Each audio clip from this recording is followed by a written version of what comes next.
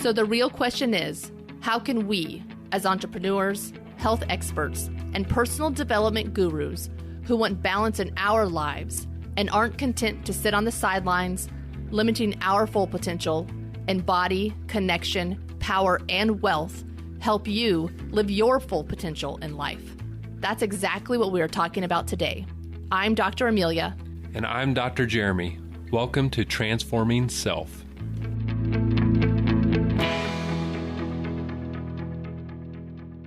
All right. Hello, everybody, and welcome to the Transforming Self podcast. We're so excited to be here with you today. So we have a really special guest today. We are joined by Dr. Matt Turner, and I can't wait for him to chat with us about what he does. But let me first introduce who he is and what he does. So Dr. Matt is a healer of the spiritual and psychic variety. The short version is that he helps people understand their life and see what they are not seeing. He helps others remember what has been long forgotten and how to navigate life through healing. Dr. Matt is a healer of the healers and teacher of the teachers. He believes healing is more powerful when we focus less on changing our lives and more on learning to love ourselves as we are unconditionally. His job is not to heal you, but to teach you how to heal yourself. He believes part of his process is to simplify healing and spirituality. He is not a sugarcoater, he is a straight shooter. Dr. Matt is a guide whose purpose is to lead others on their path of self-healing through being a channel to the universe. He believes ultimate healing occurs through the transformation of our fears, judgments, and limiting beliefs, along with restoring our connection to love. This process can only occur when we are willing to love ourselves unconditionally. Dr. Matt is a certified Doctor of Metaphysical Healing. All right, so that's your bio, but why don't you tell us a little bit about who you are, what you do, and why you do it? So that was a lot of the simplified version. For me, I feel like my main thing is just helping people figure out how to heal themselves. And, a lot of that just occurs through understanding who they are, what's going on, what it is they want out of their life, and what's in the way, and how to transform what's in the way. For me, I've been on my own journey since I was 15. And so that's been 18 years now, so over half my life at this point. And I feel like the world of spirituality and healing and metaphysics is so complicated a lot of times. And people love to say things like, be present, get accountable, transform, heal. And I'm always like, well, what the hell does that look like? People always used to say things like that to me all the time. And I never really got what does it actually look like? So that's what I feel like I do as a healer, and what I'm dedicated to is teaching people what things like that, how to access them, how to do them. When I first started experiencing this world at 15, and I went to my first psychic when I was 15, and she told me that, that I was a healer and that I was psychic and a writer and a leader and all this shit that I totally didn't believe. I was very shy, very awkward. None of the things that she say did I believe was me. But then for a few years, every psychic and healer I went to kept telling me the same thing. And so after about 5 years of hearing it, I'm pretty stubborn most of the time. I was like, okay, well, maybe there's something I'm missing. Maybe there's something I don't know. And also in that 5 years, I had done a lot of healing within myself too. So I feel like I was able to hear what they were saying, from a different perspective than what I had been before. So I do things like psychic readings, energy healing, past life regression therapy, inner child therapy, energy processing. But all of those are really just different avenues and pathways, kind of different languages to speak, and helping people, understand who they are, figure out what they want, and what's in the way of getting where they want to be. That's a lot, and that's really interesting. And I could say so much more too. You probably could. Well, you do some really interesting things, and I've done some sessions with you, and it's and all of our kids except one have done sessions with you. We still need to get Jeremy to do a session with you. It's really, profound. And with me, some of the stuff you said to me, it wasn't a surprise. I've heard it before, or I kind of intuitively already knew, but I don't know, like you said, when you're ready to hear something, it's so much more powerful because you'll take action on it when you're ready, and you can be told the same thing over and over and over again. But if you're not ready, nothing's going to happen. Nope. And sometimes we have to hear it for a while to plant the seeds to get us to the point of getting ready. Yep. And so I feel like all those moments when we hear it, even if we've not taken action, it still has value because sometimes that has to build and build to get to that point where we take action. Yeah. Yeah. You're exactly correct. So I do have a question right off script immediately because not doing this before and still having knowledge personally just with acupuncture and dealing with meridians and energy, I have a good feeling of what energy is, but a lot of people don't because it's so unknown.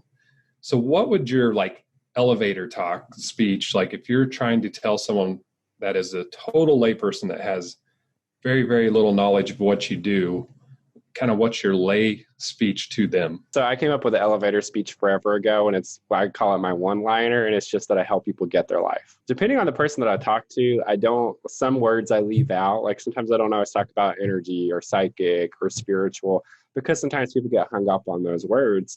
And so I leave it simple as I just help people get their life. And what I love about doing it from that more intuitive psychic place is it can be so different for every single person. And it allows me to tailor things because there's always a part of me that's do I want to be like a therapist or a counselor, and I always kind of went back and forth of that. But in my mind, that's more limiting, at least in comparison to kind of to what I do, because people don't have to know anything. They can come to me and I can tell them or help them see what they're not seeing. So yeah, I just help people get their life, but that can literally look like anything. Awesome. So we'll get back on script here because this is my favorite question, but what is your favorite quote or affirmation that you live by? I feel like my favorite one is be love. So it's kind of like my mantra, my thing that I'm always reminding myself. It's like my kind of meter to always come back to. It first just kind of showed up when I was 17. I was on my MySpace and tried talking about MySpace the other day. I tried to log into MySpace. I couldn't remember the password. Oh my God, I would love that. And I was trying to figure out what I wanted my little headline on my profile to say. And I just kept hearing the words be love. And I'm I don't really know what that means. Does that even make sense? But I just kept hearing it. So I'm all right, I'm just going to put it and we'll see what happens. And then I noticed that I started literally obsessively in school. I was just doodling on everything and write it on everything. And that just kept happening and happening. And so then it just became my mantra. And for a long time while it was my mantra, I didn't fully get what it meant to be love more than do it or to say it or to have it. And there was this moment when I lived in Asheville, North Carolina, and that's been maybe 5 or 6 years ago. And I won't tell the whole story because it's kind of long, but what I got was that it meant to love unconditionally, right? So, even if there's a moment where I'm judging myself or I'm being hard on myself, or I think there's something that I'm doing wrong, to make the choice to not withhold love from myself, to still have love and compassion for myself, no matter how awful I think I'm being, or no matter how I'm not doing enough.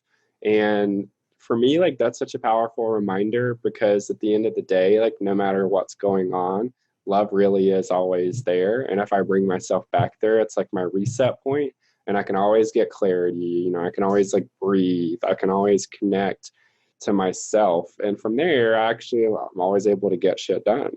That's a really good one. I think people are harder on themselves than anybody else in their life. And they don't give themselves grace or compassion or love. And, be love, especially with yourself, is really, really important. And that's kind of what we're about as well. And it's the name of your business, right? Be Love Healing. Yeah. And your website is belovehealing.com. Okay, we'll throw that out again at the end. But yeah, I thought that was the name of your business as well. Yeah, it's funny. Even when I was coming up with the name of my business, I kept hearing Be Love Healing, and I resisted it so much. I'm it's kind of a mouthful. Does it really make sense? Are people really going to understand? And this was before I really fully understood what Be Love was also. So, I was shit, I'm kind of confused about it too. But I've learned to, whatever my intuition says, I just go with. At this point in my life, it's just always the thing. And once I got what Be Love was, then I was oh, okay. So it's I offer healing through being love, partly from just me always being that space for other people. Because I've heard some pretty dark stuff from people that I've worked with, over the years, but I'm still always able to hold that love and compassion and non-judgment. But then also for myself too, right? No matter what I've experienced, to be willing to be that love for myself and allow that to be healing. Because people often say that love is the most powerful force of healing. What that means is being love. And because then that's such a fertile ground for healing to happen. Yeah, that's wonderful. So, with our podcast, we really talk about 4 aspects of what we call transformation in people's lives. So that is body, connection, power, and wealth. So body as, your physical body, what are you putting in your body, all that kind of stuff. Yeah. Connection, connecting with people, with your spouse, with your kids, with other people like we are. Power is like fulfillment, what brings you joy, what brings you happiness, what fills your cup. And then wealth is anything from money to, time wealth or, wealth with your family. So how do you find balance between all of those in your life? Because I know you have a lot going on. And I mean, I know you were in Kansas City every single day last week, and you commute and you officiate weddings. And I mean, there's so much that you do. How do you find that balance? Shit, what I know, I'll let you know. I feel like that is always such a kind of like tricky thing navigating, especially when looking at, those kind of 4 different things, which they really are all interrelated. Body is probably always the one I struggle with the most. It's always the one that I kind of put at the bottom of the totem pole in order of importance, but I feel like that my kind of thing that I'm always reminding myself of is, even looking at, like I like with wealth, how you said, it's not just about money, but it's about like time, relationships, everything. And always looking to see, what am I prioritizing and what am I making important? Power, I would say, is probably like the biggest thing that I focus so much on with myself and with clients as well. Like just being connected to my power, because I feel like that's from there is how anything in life can happen. And so I definitely focus on that one more. And then also connection. A lot of my life, I have focused on connection with self more than I've focused on connection with others. I would say maybe like a 60-40 kind of percentage, not necessarily like a huge kind of discrepancy, but like big enough. Because I feel like in order to really be able to connect with people authentically, I first have to learn how to do that, connect authentically with myself, because it's really easy to hide from ourselves, right? And like to be in denial and avoidance. And those are definitely places I lived a lot in the first parts of my life, and sometimes I still fall into, truth be told. And with wealth, I feel like it's just so much about believing what's possible for me, but I have to remind myself of that like all the time. Yeah. So I feel like in all of these things, it's just really about keeping it conscious in my brain. Body, it's conscious in my brain, but I don't necessarily always let's say this way. A lot of my life, I haven't always looked at it as important, but that's been shifting a lot probably in the last like 2 to 3 years, because I realize no matter how important that other stuff is, my body is my vessel. And if I don't make that more important, then I'm not going to be around to experience all of those other things, So that one I'm still working on figuring out how to balance, because I don't know yet. It's hard. But I know you, since I work with your partner, I know you guys walk and I know you eat well. And, I feel like you do stuff. Working on it. All right. Let's just say I do a lot better with my body and being with Michael, because he is a huge motivator, because he focuses on that sometimes more than the other stuff. We're really complementary with one another, in that, because sometimes it's like I need someone almost like to remind me that, hey, you have a body and it's a thing. Yeah. Oh, that's right. Let me come out of the spirit world and remember there's a world right in front of my face. That's right. It's hard sometimes. Yeah, sometimes we forget about ourselves. And just, you said something very important. If we do not take care of ourselves, we cannot continue to help others. Yep. In all aspects, but especially the body. I did learn that. I grew up in a really like codependent family, and where like everyone was really codependent on my grandmother, and just watching how much she was always self-sacrificing to take care of everyone else, and then to see the effect of that dependency on everyone else and giving their power away. It's like so many like examples that I got to see for so much of my life of what not to do, and to see like the suffering, the sickness, the disease, and all of that in my family. And I really believed that a lot of that really did, a lot of the codependency and the giving power away and the enabling and self-sacrificing has contributed to that. And so for me, I was able to see that for sure doesn't work. So I'm going to try like focusing on myself a lot more and at least see if that works. Well, and going back to body a little bit with your food, you're from the South. And I hear y'all put mayonnaise on everything. Oh yeah, I love it. Yeah, did you used to like use it as a dip for crackers or something? Is that what Michael said? I have sometimes put a little garlic powder in it. It's good. Yeah, I love mayonnaise too. So I'm good with that. But never bring Miracle Whip. I hate that. No. Mm-mm. Only mayonnaise. Yeah. All right. So what is the best advice you've ever received? Do you have anything that sticks out to you when you were young or now? Yeah, I would say probably the most pivotal, life-changing thing was this moment that I had with one of my aunts. And she's kind of the person that really got me in a lot of like this kind of spiritual, metaphysical world. And when I was 20, I was 20. And I was in community college and I was studying fashion design, which I fell in that by accident. I had never any desire to do that. That's a whole other side story though. But I was doing something that I didn't want to be doing, but I didn't know what I wanted to do. And so I came home one day and she was home working and literally I had one semester left to have my associates. And I'd had this like really cool kind of life altering moment from this into watching the movie Into the Wild, like over that winter break, that made me really kind of reevaluate my life and where I was and what I was doing. And so I came home one day and I was just talking to her about all of it. And I was like, she's like, well, what do you want to do? I was like, I don't want to go back to school. I don't want to be doing this, even though maybe it makes more sense to finish the last semester and have somewhat of a degree. And she's like, well, I support whatever you want to do. So I dropped all my classes and literally in that moment. And she's like, well, what do you want to do with your life now? I was like, I don't know. Maybe I'll just pack up my car and drive around the country and figure it out. And she's like, okay, well, if you lived in a world where you didn't have to worry about like money or resources and you could just do whatever you wanted to do, what would you do? And I told her I would just help people figure out who they are and teach people about spiritual things. And she said, okay, go do that. And she said, if you are doing what you love and you're following your heart, you will find a way to make it work. And that I trusted her. So I literally trusted that that was very much a real thing. And that's what I've been doing ever since. I mean, a year later, I was at the healing school that I went to.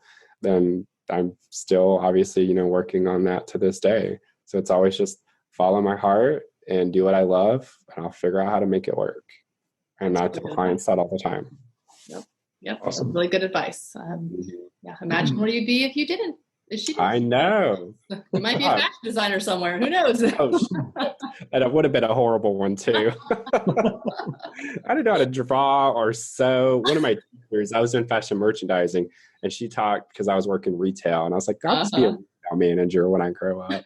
One of my classes I was in, she talked me into switching to design. Even though I'm like, I'm not an artist, I'm not creative, which I did learn from that I am very creative. Mm-hmm. So it had a contribution to my life, but not around fashion. No, not with that. I could care less about it. That's funny. So what defines success to you? Because everybody's definition of success is different. So what is it to you? Yeah. I mean, it's kind of similar to like what I was just saying around like the advice, and it's just living a life where I'm doing what I love. Because for me, that's what fulfills me. It's not about, like how many people I'm helping or how much money I'm making or how many opportunities there are. It's just that every day when I wake up, I know that when I'm going to work, I'm doing something that I love, and not just something that I like and that's cool, but like literally that it's my purpose. And for me, like I'm successful, even if it never became more than what it is right now. I feel successful. I mean, because not a lot of people, number one, even know what they want to do and what their passion or purpose is. And there's plenty that know what it is and are terrified to actually follow it and pursue it. So for me, the fact that I know and knew at such a young age and have been following it and pursuing it and never given up on it, because it ain't always been easy. I've had so many part-time jobs, like always having to hustle, but like I don't know, like just that sense of purpose has always been my driving force. And for me, like that feels successful. That's awesome. Yeah. Living on purpose is really important. Mm-hmm. Extremely. Earlier, you said something very profound to me that you trust you follow your intuition. Mm-hmm. And I look at that as that you trust, or you have a lot of faith in your heart and what's inside of Absolutely. you. So what is a piece of advice you would give a new entrepreneur or someone even thinking of going into your field? What's something you could share with them that you would see as helping them? Yeah, like kind of a few things. Number one, just do whatever you love to do. And, I often like to kind of look at things like simplifying it, because sometimes making things so complex, I feel like makes it seem like more out of reach for people. So, just focusing, like for me, right? Like my purpose was that I just wanted to help people figure out who they are and teach them about spiritual things. I didn't know how the hell I was going to do that, what it was going to look like when I committed, like, and dedicated myself to that. Right. But I've just figured it out as I've gone. But like, I feel like the biggest thing, and this is something I tell people all the time, even like students of mine that want to start healing practices and stuff, is to not give up. Like that is, for me, like the most powerful, the best piece is to never give up. Because if I would have been living expecting doing my purpose as my business to just immediately be successful in the first year, in terms of like I can pay all my bills with just that income, and that's the only thing that I have to do, and if it's not there in a year, then that means it's not meant to be. Like if that would have been the case, I would not be doing what I'm doing. The first 5 years I was working like restaurant jobs and other things like that to pay the bills, and then in my free time seeing clients and just going moment by moment and figuring out what that looked like. And I'm not necessarily the most like type A person or like left brain person, and in terms of like business and being organized and all of that. I'm definitely more like that kind of creative person. And so none of those things necessarily naturally just come to me. Like I literally just have to figure it out as I go. But even in that, because there's plenty of people like that, is not getting discouraged about that and allowing that to be the thing that causes a person to give up. Because what I believe, and it's because it's what I've learned, is that if I don't give up, I'm always going to get where I'm going, and I'm always going to get where I want to go. And, sometimes like dropping expectations is really helpful to remember, because I've talked to so many people that have this expectation. Okay, I'm doing this thing, I've got this, so now I'm going to go like quit my job and I'm going to like completely change my life. And this is going to be the thing I'm going to put all of my, like, I'm going to rely fully on, and that means it's going to work. And my life is just going to be just like that in a few weeks or a few months, and like, that's just not always the reality. Is it possible? Sure. But like, it's not always the reality for a lot of people. And I don't know, just never give up. That's when I use my stubbornness to help me. Right? Like I know who I am and I know what I want to do, and ain't nobody or anything in the world about to tell me I can't do it. So I'm going to show you that I can and that I will. Love it. That's good. I always tell people to use their stubbornness like for their good, to actually help them. Yeah. That's and people right. should be more stubborn in that way. Like, yeah, go do it. Go do what you love. Go do what you want to do. So I see that in our kids, actually. They're all very stubborn, and right now they're using it for good. So that's good. That continues. yes. Yeah, because it can be very sabotaging at the same time. But it can be empowering also. Just a matter of how we use it. Yep. Yeah. So I have a two-part question here. Okay. One is, if I want to find you, and whether it's social media, online, how do I go about doing that to set up a session? And the second part of that question is, what could I expect through a session, if you can answer that? Yeah, of course. So, the best place to find me, especially in terms of scheduling a session and just seeing all the things that I do and what's available, is my website, which is belovehealings.com. So belovehealings.com. And there's information for plenty of things, and I'm always creating new things. So I'm always updating it with whatever's on there. And then Instagram, I'm belovehealings, and there I'm always kind of just, there's things on my social media that aren't on my website in terms of just like daily musings and things like that. And Facebook, I'm also like Matt Turner, Belove Healings. It's kind of always either Belove Healings. If you just search for that, you'll find me. And then there's like links to social media stuff on my website as well. So that's really like the most central place. And then in terms of like what to expect from a session, I mean, it's kind of hard to answer that because every person's experience is going to be different.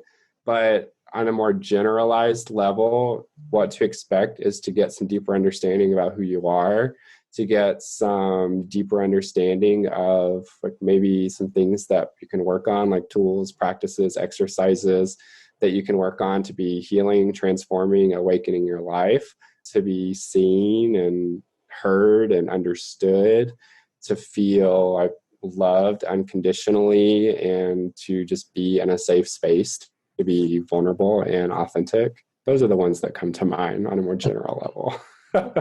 Excellent. Yeah, but it's going to be different, because if a person comes just for a psychic reading, they're just sitting down and I'm channeling for them. But if they come for energy healing, then I'm working on rebalancing their chakras and then also still doing some channeling for them about what's going on. But if they're coming for a past life regression, then I'm guiding them back to a past life they've experienced to get a deeper understanding of how that is affecting this life. If they're doing inner child therapy, then we're diving much deeper into, like wounds and traumas throughout their life and looking to see how it's affecting their life now, moving some energy, and then understanding how to be just transforming that day by day. And if we're doing like energy processing, that's just doing processing work through the layers to get to the core of why stuff isn't working. Yeah, awesome. So a lot. You do a lot. You do a lot of different things, and people have a lot of options when they're wanting to schedule a session with you. And not only do you do in-person work, but you can do like over the phone or Zoom type things, right?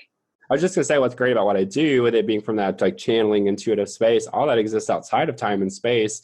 And so I don't even have to know what you look like. I don't have to know your name. You don't have to be with me. We just have to be interacting in some type of way, and just creating my intention as that. But yeah, in person, on the phone, video, whatever, it all works. And you're also in the process right now of creating some courses. I don't know if you want to talk any about that or... Yeah, I'm creating some online courses. I have lots of ideas for lots of them, as always. But the ones I'm working on currently that will be the first to be released are called the Foundations of Healing. And so it has 16 different lessons within that course. And you can do like all of them, or you can just do them individually. It's whatever our preference is. But it's basically just 16 different topics to kind of like investigate and understand, and creating like a foundation for a self-healing practice. So, in a lot of the world of spirituality and healing, some of those buzzwords, it's just 16 of those, and me offering kind of a more like simplified and practical explanation of what those mean and how to apply them in your life in a way that is just easier than what I believe a lot of people are doing it. Awesome. So be on the lookout for that when those drop. When do you think that's going to happen? Well, I hope in the next month, but I said the same thing a few months ago when I started creating them. I've coming to terms more and more that I do things slowly because I try to do so much at one time, and that's okay. But I've got the ebooks created and starting to record the videos, and I was just getting some recorded before we got on. So that should go a lot faster. Good. Yeah. So I really feel like at this point I can say within the next month confidently, and it'll actually happen. Well, whatever, when it comes out, it'll be the right and perfect time. So whenever that is. Yeah. And there'll be info on my website and also on social media. I'll post about it. Awesome. Very good. Cool. All right. Well, Jeremy, did you have any other questions for Dr. Matt here? No, I appreciate you very much, Matt. Thank you for joining us. We look forward to learning a lot more. Thank you. Yes, thank you so much. It's been a pleasure to talk with you and have you on our podcast. Like Matt said, reach out to him on social media, on his website, belovehealings with an S at the end.com is the website. So reach out to him, schedule a session. It will be profound. Trust me, I've done it. So until next time, everybody, be courageous. We want to encourage you to join our Facebook group. We want to connect with you.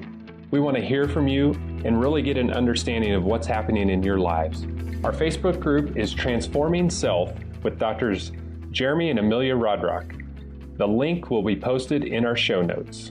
Again, we're really excited to have you here with us. Until next time, be courageous.